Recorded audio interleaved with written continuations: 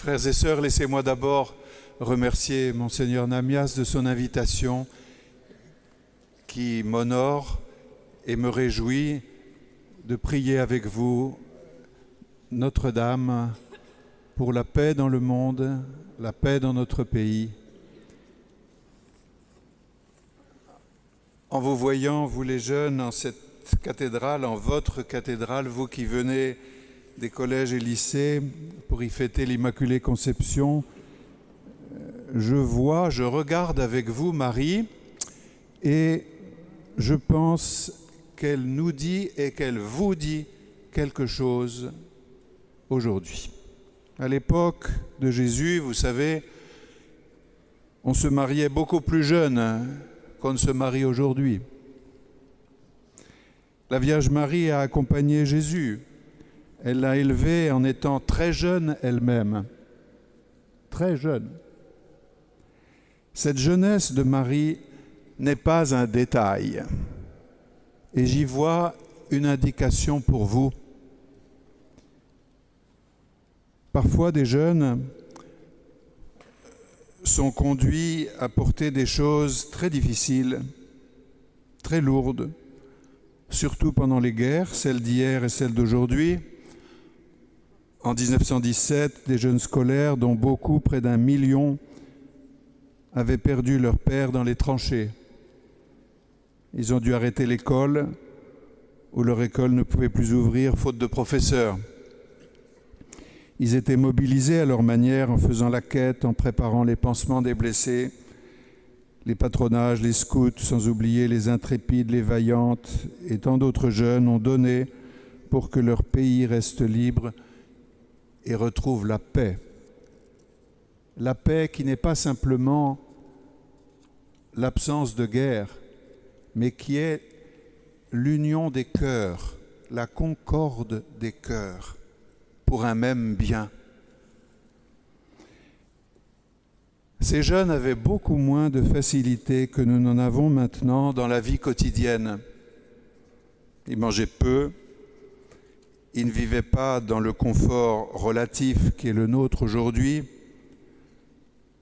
Leur seul moyen de transport était leurs jambes, mais ils cherchaient à soulager les soldats du front de multiples manières. Aujourd'hui encore, pas en France, mais ailleurs dans le monde et si proche de nous, il y a aussi des situations dramatiques, difficiles. Il y a un mois, j'ai pu le constater en rendant visite à des religieuses en Syrie, à Alep. Et j'ai vu des femmes et des enfants qui réapprenaient à vivre après 4 ans de guerre atroce. Et j'ai vu des jeunes actifs, même s'ils sont peu nombreux.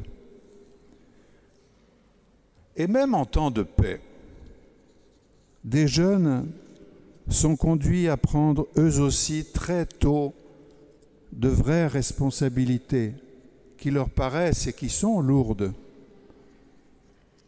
Je pense que c'est vrai pour vous aujourd'hui aussi, lorsque par exemple votre papa ou votre maman est malade ou absent ou parti, qu'il y a eu un deuil dans la famille, quand il y a un problème de santé, et que vous êtes mis dans la situation d'aider vos plus jeunes frères et sœurs. Vous cherchez à faire la paix et vous souffrez des divisions, mais vous aimez la paix et vous aimez les pacifiques, ceux qui font la paix et ceux qui parlent de façon pacifique. Comme les jeunes du siècle dernier, vous avez aussi des rêves, des désirs, des joies. Parfois, comme eux, vous avez peur, vous êtes inquiet du présent ou de l'avenir. Ne soyez pas paralysés par la peur et l'inquiétude. Vous avez beaucoup de talent, d'énergie, de générosité, de sensibilité. Vous avez l'intelligence, la capacité de comprendre et de réfléchir personnellement. Vous avez surtout la lumière intérieure de la foi et vous avez à côté de vous, en vous, la présence invisible mais réelle de Dieu vivant dans votre cœur.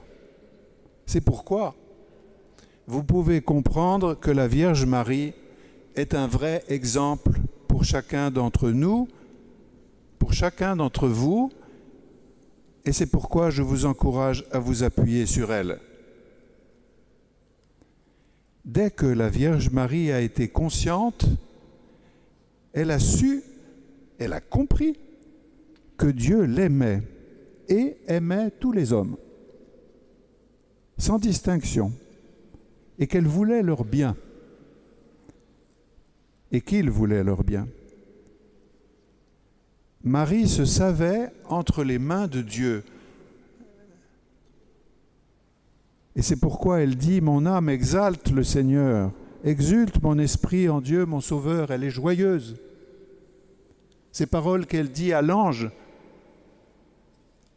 elle ne les a pas inventées au moment où elle a vu l'ange, où elle l'a entendu, mais c'est sa prière quotidienne, cette joie de la présence de Dieu.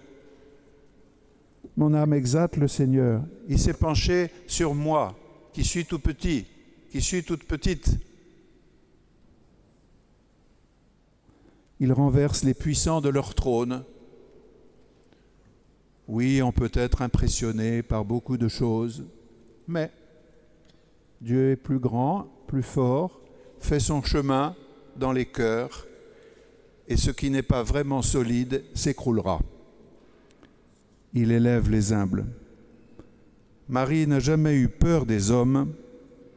La seule chose qu'elle craignait, c'était de déplaire à Dieu. Vous entendez, Marie n'avait peur de personne. Personne.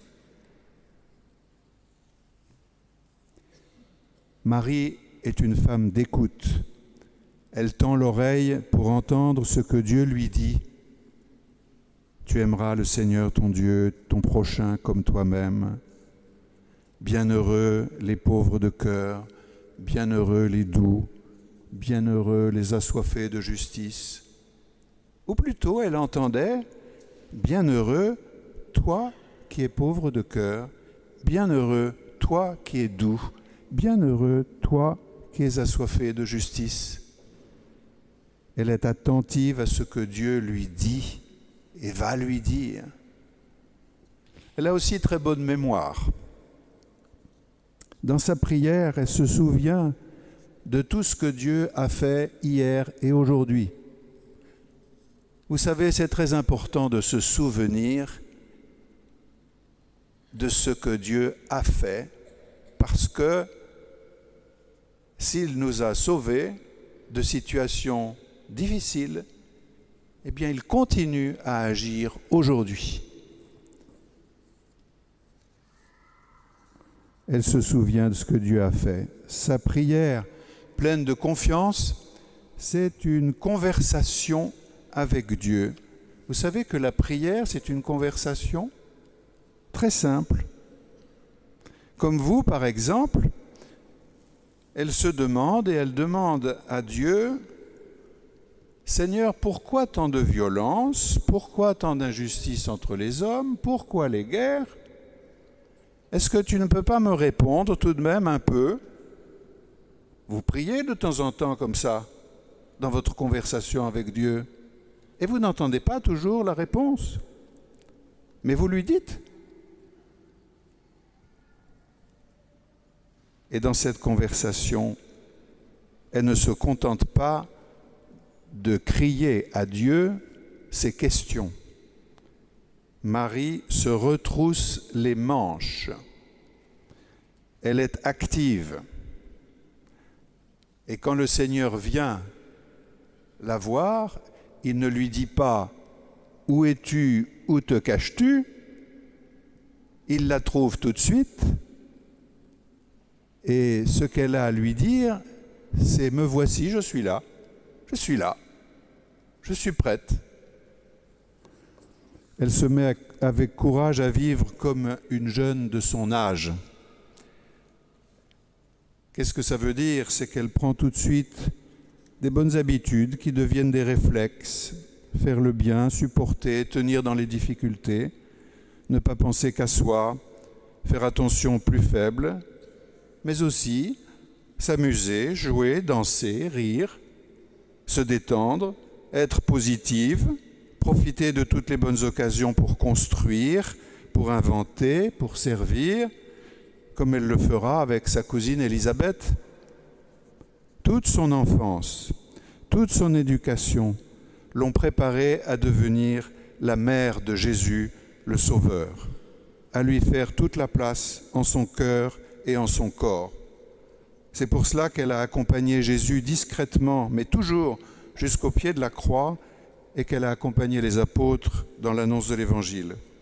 Comme vous, elle avait un cœur, une personnalité, des qualités, des talents. Comme vous aussi, elle était une créature faible et fragile.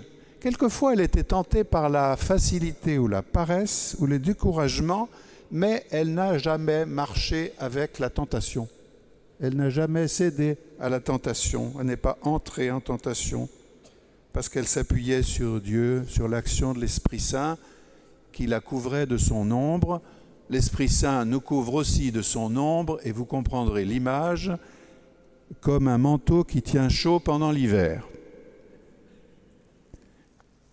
Pensez à l'Esprit Saint qui vous couvre l'hiver comme un manteau pour tenir quand il fait froid. Le Saint-Esprit agit aussi en vous depuis votre baptême. Vous avez Dieu en vous. Vous rendez-vous compte de cela? Le tout, c'est de tendre vos voiles au vent de l'Esprit Saint. Vos voiles, c'est quoi? C'est votre volonté, votre sensibilité, votre intelligence. Et le vent, où est-ce qu'il est? C'est l'Esprit Saint. Laissez l'Esprit Saint souffler dans vos voiles.